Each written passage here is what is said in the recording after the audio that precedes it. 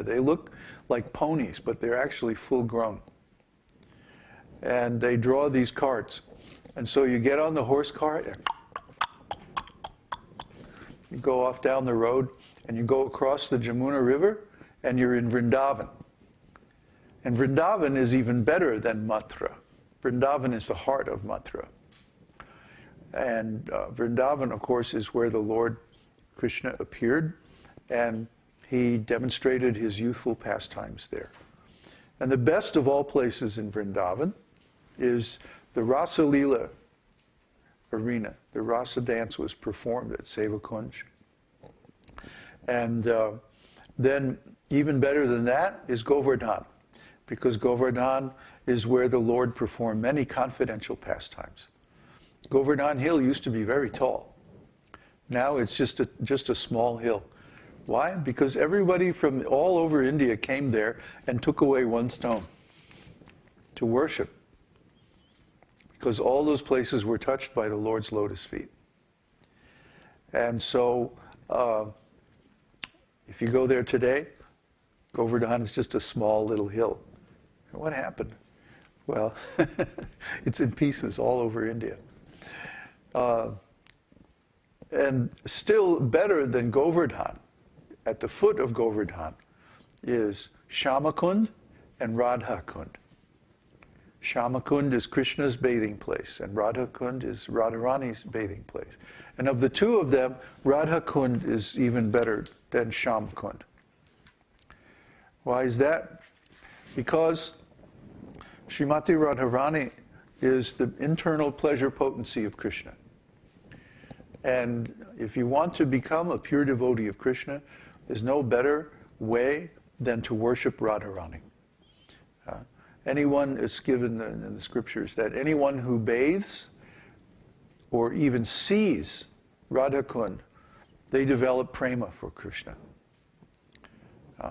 What to speak of one who takes water from the Radhakund and puts it on his head, or puts mud on as tilak? This person is certainly going back to Godhead. That's the power, that's the potency of Radhakund. So we should be very anxious, actually, to go to Radhakund. If we don't go anywhere else on pilgrimage in India, we should go to Radhakund. It's the most important place. And we have to be very careful not to offend the Kunda. Recently, I think a few months ago, they did a big cleanup of Radhakund. And they drained the Kund with pumps. And it was so full of mud, the pumps kept getting stuck. So they had to pump out all this mud. I don't know where they would put it, maybe in the Jamuna. And then you can see when it was empty, at the very bottom of Radhakund, which is a big, big lake, there's a tiny little hole, about 10 meters square. And that's the actual original Radhakund. It was excavated by Lord Chaitanya himself.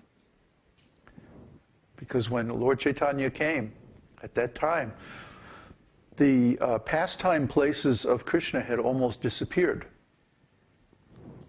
You see? So he had to reveal where the actual location of Radhakund was. And practically it had become just a little mud puddle. So he had his disciples Rupa and Sanatana Goswami excavate the original Radhakund, given that place. And then gradually a whole much bigger kund was built up around it. You know, there's always dust coming from outer space. And the surface of the earth is actually building up more and more all the time. Ask any archaeologist. They'll tell you, to find the older places, you have to dig down quite a ways because there's constantly dust falling on the earth and building it up. So this original Radhakund is, I don't know, maybe 10 meters below the current surface of the earth. And then they have built up like a big pond around it with steps on the sides made of stone. And then they allow that to fill up with water again. And then, so the kund will be all nice and clean the next time we go to India. So that's definitely one of the things we have on our agenda, is to go to Radhakund one more time. And Govardhan. And very auspicious is to circumambulate Govardhan and the kundas, Radhakund and Shyamakund. Because these are where the most intimate, most confidential, most ecstatic pastimes of the Lord took place. And these pastimes are going on eternally in the spiritual world. But Krishna displays them only for a short time when he comes to this planet, so that people in general can understand what the spiritual world is all about.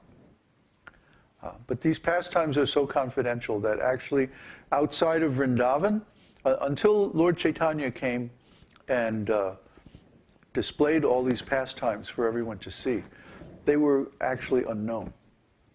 Nobody really knew what went on there. And there were rumors and like that, and some very vague kind of descriptions in the scriptures. But when Lord Chaitanya appeared, it's described in Caitanya-caritāmṛta, he broke open the storehouse of love of God and began to distribute it to everyone, whether or not they had any qualifications. This is Lord Chaitanya's mood. So Lord Chaitanya revealed these confidential pastimes by enacting them or reenacting them with his own devotees. So they would go out on the street and do kirtan and do ecstatic dancing, and in this way they revealed what the flavor of the Lord's pastimes in Vrindavan. Up until then, nobody actually knew. And they were getting all deviated into mystic yoga and silent meditation and all this dry philosophy and impersonalism and like that. So thanks to Lord Chaitanya, we were saved from the impersonalist yogis and people who are simply following the external directions of the Vedas, but they don't really know the meaning. They don't really know the purpose of the Vedas. So in this way, Lord Chaitanya has revealed the actual purpose, the actual nectar of the Vedas. And we're so fortunate to be situated in his disciplic lineage. So now we're on the verge of going back to India, going back to the place where Krishna revealed his eternal pastimes and establishing some kind of community there. And I think the way it looks, because of the world's financial situation, that we won't buy land right away, because land prices are very much artificially inflated right now, all over the world. Probably what we'll do is that we will stay for some time and travel around and get to know current conditions in India. And we'll also establish some preaching, some food distribution, especially prasadam distribution, in some village place there. And we'll get to know the people, we'll get to know the conditions, we'll make alliances, and apparently everyone there is eager to meet us. So we're going to have to, be cautious about how we spend our time, because not too much time to waste. There's a lot that needs to be done. And when we get there, we'll have to do a lot of business and so forth. But actually, I'm finding out a lot of it can be done online now. Last time I was in India, it was before the internet had become very powerful. And everything still had to be done, by hand and on paper and with stamps and, the way business is done in most third world countries. But now India has computerized quite a bit, and almost anything that you want to do can be done online. That's very interesting.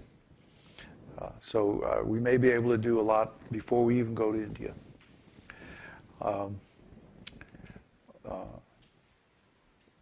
I would like to open this up now for questions. How many people we have signed up? 19. Ah, very good. So try to keep the questions on topic.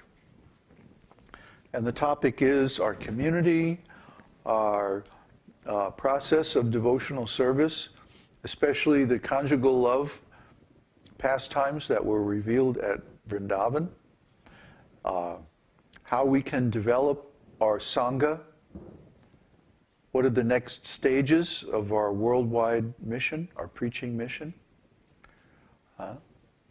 our new site, the community site, and similar questions like that. Are there any questions so far? There's a new visitor who has a question. Get the microphone.